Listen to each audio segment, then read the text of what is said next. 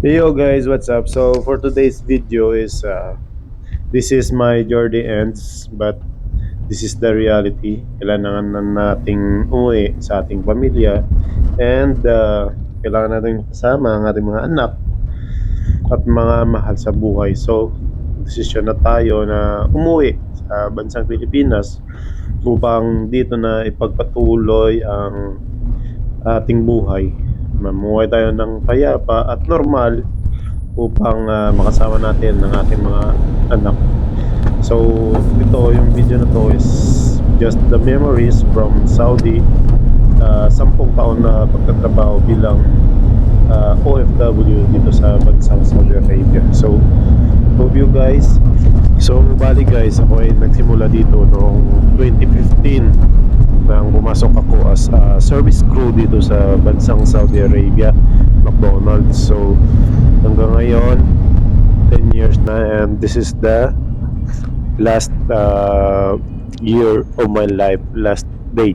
So nag-decide na ako umuwi kasi medyo napapagod na rin and nape-pressure na sa trabaho. Ito pala yung ano namin, yung landmark, yung tore na yan, yung papunta sa Al-Qard sa may Saudi Arabia.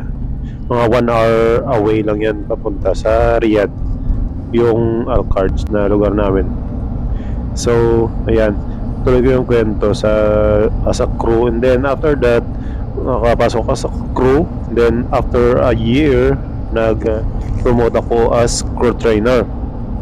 After crew trainer, naging manager ako, nalipat ako sa Riyadh, and after ng Riyadh, mga 1 year lang din siguro ako doon sa may Riyadh, na stay ako sa Akaria Mall. Malakas din yung mall na yon, and marami ding customer, pero bibisitahin nyo ng mga big bosses sa ano, mga bootdeer ng McDonald's. So after that, nalipat ako ng Al-Qard year 2017, and until how many years? 8 years doon ako sa Al-Qard nakatira. So ito yung mga daanan namin doon papunta sa Riyadh, yung desierto lang siya. So 2017 nagsimula ako doon, then naging second assistant, na-promote, and then naging first assistant. Medyo may na ano rin ako na promotion, kaso inano ko na, nayawan ko na yan kasi more promotion, more headache din siya kasi hindi ko kaya yung pressure and sakit ng ulo. So I decided to stop the promotion. So ayan, malapit na kami sa airport. Yan pala yung Riyadh guys, and actually ang ano na, develop na ng Riyadh ngayon. Sobrang develop, sobrang ano na ng bansa ng Saudi Arabia. So ayan, malapit na kami dyan, and yan yung driver namin, si Ali. Siya yung nag-attend sa akin. So ayan, and medyo malapit-lapit na ng konti, and then ano na yan ng airport, no? So enjoy na lang muna guys, and see you later.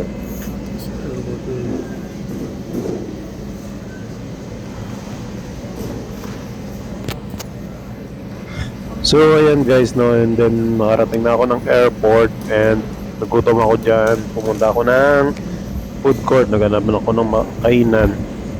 And so far nakahanap ako dyan sa second floor lang yan ng King Khalid International Airport. May kainan na dyan, yung dinevelop nila ng nakaraan. Yung second floor na yan is food court na siya. Kasi dati malayo pa yun yung puntahan mo pag kakain ka. Mga stopover mo ba? So yan, awarding na kami guys, and a little bit we're gonna see the Philippines. So ano pa ako dyan, papuntang Bahrain na ano, na sa aeroplano stopover. So connecting flight ako dyan papuntang Bahrain. So far maganda naman yung ano, nung airport ng Bahrain. Makikita nyo yan guys later, and see you there.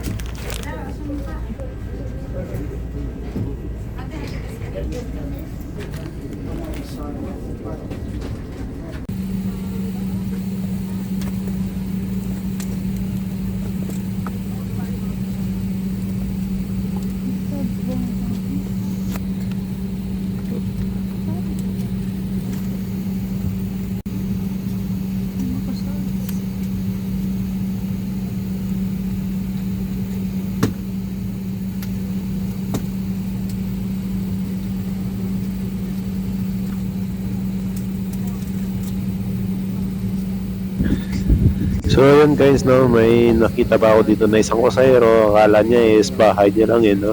Nakapalikwatro pa siya and parang walang ano lang. Dinidisplay pa yung paa niya eh, no.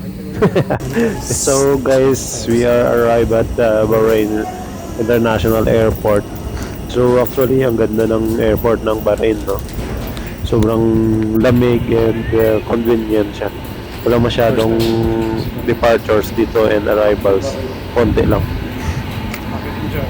Mas marami yung mga departures and arrivals sa airport ng Riyadh o ba dyan sa Bahrain. So yan guys, yan yung airport ng Bahrain. First time ko lang din dito sa airport ng Bahrain kasi usually sa airport ako ng ano Dubai or UAE. Yan yung mga connecting flights dati. Kapag aeroplano mo is ano nga yun? Okay. Etihad or mga iba. Ito kasi Gulf yung aeroplano. So yung stopover nito is Bahrain. So dyan, ganda ng ano ng Bahrain. Yung mga ano ba dyan? Yan o. Ganda ng mga ano nila, malinis, malamig, komportable. Malaki din siya. So yan. Okay.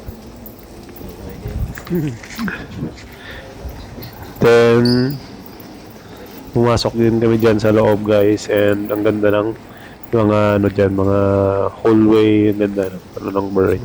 So parang na-amaze lang tayo dyan, no? Alright. So see you later guys. Mga immigration na naman.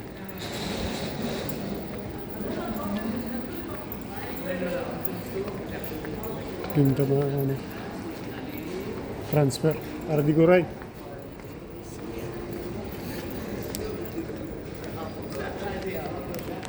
Ardi Guro.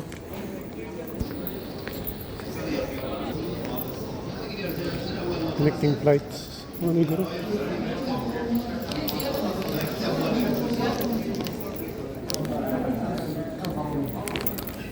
Connecting flights. Gila pa rin. Welcome to Bahrain Airport. Yung Bahrain Airport. Mga palaruan.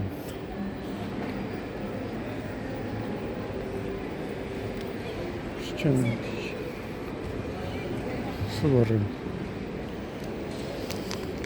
Tax free. Tax free daw. Pero mahal mo Japon na.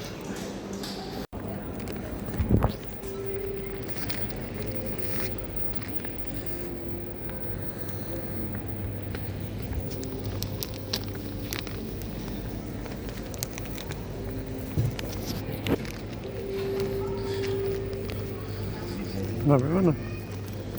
Tuwari ka sa baboka, langit.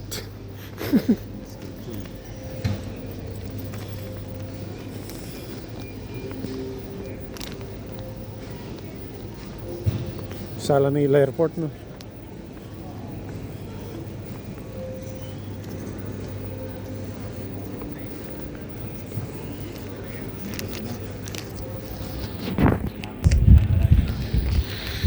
So yo guys, so we are now approaching for departures from Bahrain to Manila na. And we are get ready. Papunta na sa bansang Pilipinas. Headset on, movies on, and we are now on the top of the world. Narin sa Kalawakan guys. And kita mo yung sobrang laki ng engine ng aeroplano dito. Yan, parang sobrang laki. Basta sobrang laki niyan. And ito naman siya, nakikita mo pag may liwanag. Malapit na kami dyan sa ayan, ano na kami dyan, pa-arrival na kami dyan. So yan guys, yung top ng ano, pa-landing na yan. Then we are here at the top of the Manila na. So sobrang ano, mas sumpo yun dyan. Ayan, sobrang ganda. And excited to land at Naiya. So after that, sana ba tayo? Then we are approaching 249 meters, ano yan tawag dyan, sa mula taas, altitude niya pala, altitude. And guys, and yan na, malapit na tayo guys, and see you in the Manila.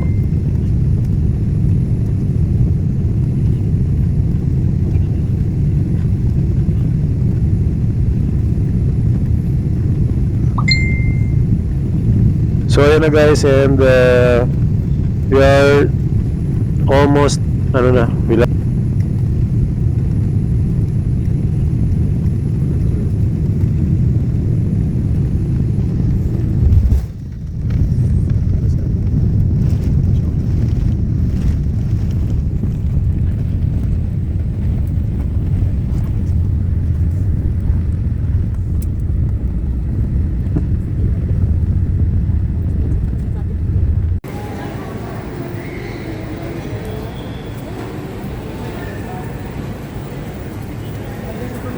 so yun guys, malapit na, papunta na ng Iloilo to sa hometown namin. Tara na, puno na sa Iloilo guys. Pasubok sa Manila. Pabulay na sa Iloilo. Qatar.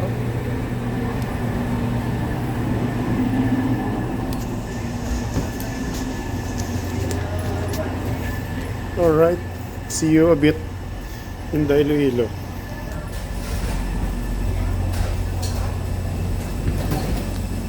Alright. See you guys later.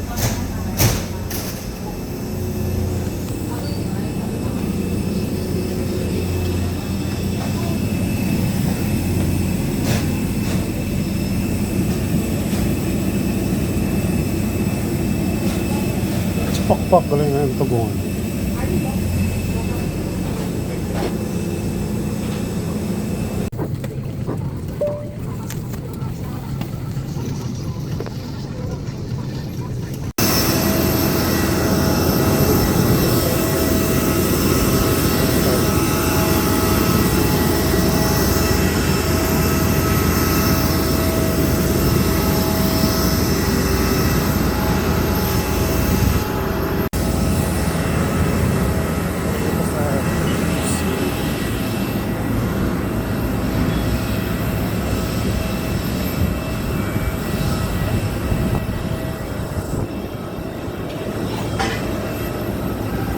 Balik ako sa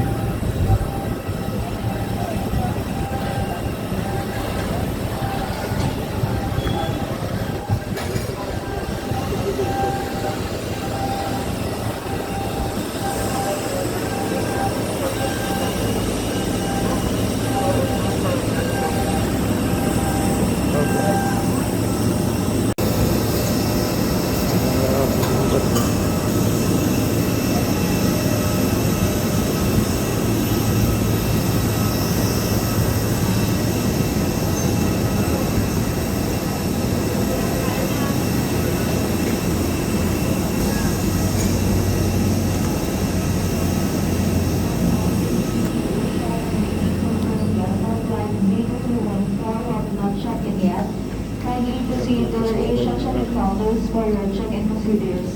Please be advised that all check-in counters of this flight will be closing in 7 minutes. Thank you.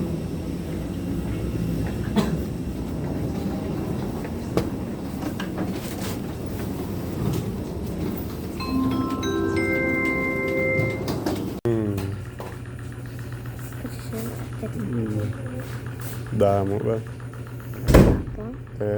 Excuse me.